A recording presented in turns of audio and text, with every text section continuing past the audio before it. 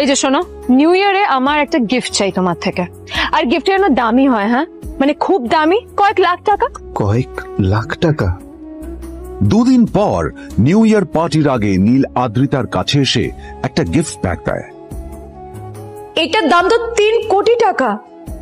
তুমি এটা পেলে কোথা থেকে? আসলে এটা অরিজিনাল নয়।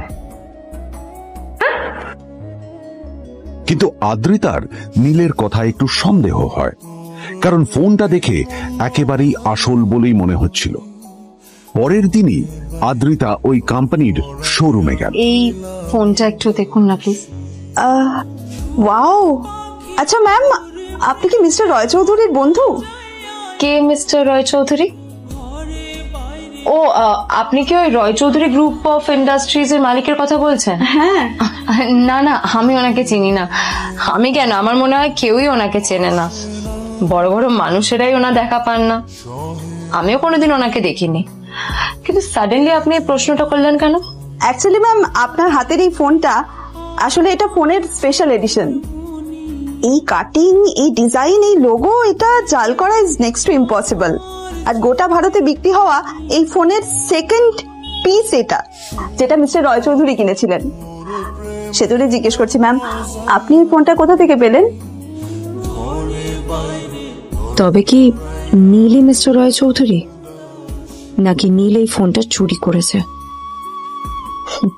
বেকার নীলের কাছে কোটি টাকার ফোন কোথা থেকে এলো? আর ও যদি সত্যি বড় লোক হয়ে থাকে, তবে ওর নিজের শ্বশুর বাড়িতে খরচামাই ওই বা থাকে কেন? আদ্রিতা এসব কথাই মনে মনে ভাবছিল। নীল, নীল! ওইদিকে বাড়িতে আদ্রিতা আর চিত্রা আশ্চর্য হয়ে গেল যে নীল হঠাৎ কোথায় উধাও হয়ে গেল। মা, তোমাকে কিছু বলে গেছে নীল? হ্যাঁ, কোথায় গেছে ও? না, আমি ওর কোনো খোঁজ খবর রাখি না। যখনই কোনো কাজের কথা বলি ভ্যানিশ হয়ে যায়। কোথায় গেল কে জানে। আমার ভাগ্যেই জুটেছে এরকম একটা ছেলে। দিদি, তুমি তুমি কেন বিয়েটা দিয়েছিল আমাকে? এটা আবার কি বলছিস? আমার কি দোষ? দেখ, ওই অসভ্য ছেলেটার সাথে বিয়ে দিতে চাইনি। যা করেছে তোর বাবা করেছে, এটা আমার কোনো দোষ। তখনই হঠাৎ নীল সেখানে এসে উপস্থিত হলো, কিন্তু ও দুজনকে উপেক্ষা করে ভিতরে চলে যাওয়াই শ্রেয় মনে করল। এই যে লাট সাহেব ফিরলেন রাজকার্য করে। এদিকে এসো, তোমার ফাঁকিবাজির আলোচনাই এখানে চলছে। মা প্লিজ থাক, মা থাক, ভাল লাগছে না। এমনিতেই অফিসের জন্য আমার লেট হয়ে যাচ্ছে। কিছুক্ষণের মধ্যেই তারা আদ্রিতার অফিসে পৌঁছে গেল। আদ্রিতা যখন ওর ক্যাবিনে পৌঁছলো, তখন দেখলো সেখানে আগে থেকেই ওর বন্ধু এবং বিজনেস পার্টনার বিজন বসে ওর জন্য অপেক্ষা করছে।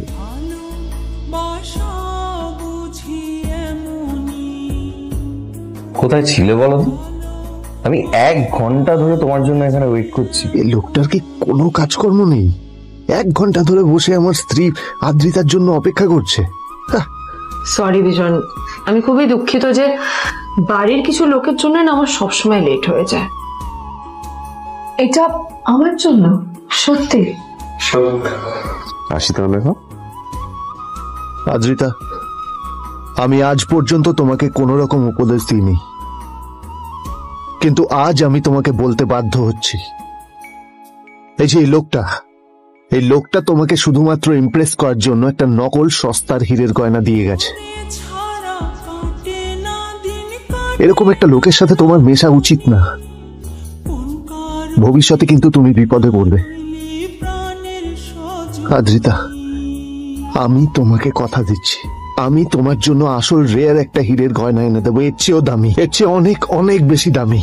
তার জন্য আমাকে যাই করতে হোক না কেন, আমি তোমাকে একদিন ঠিক এনে দেবো।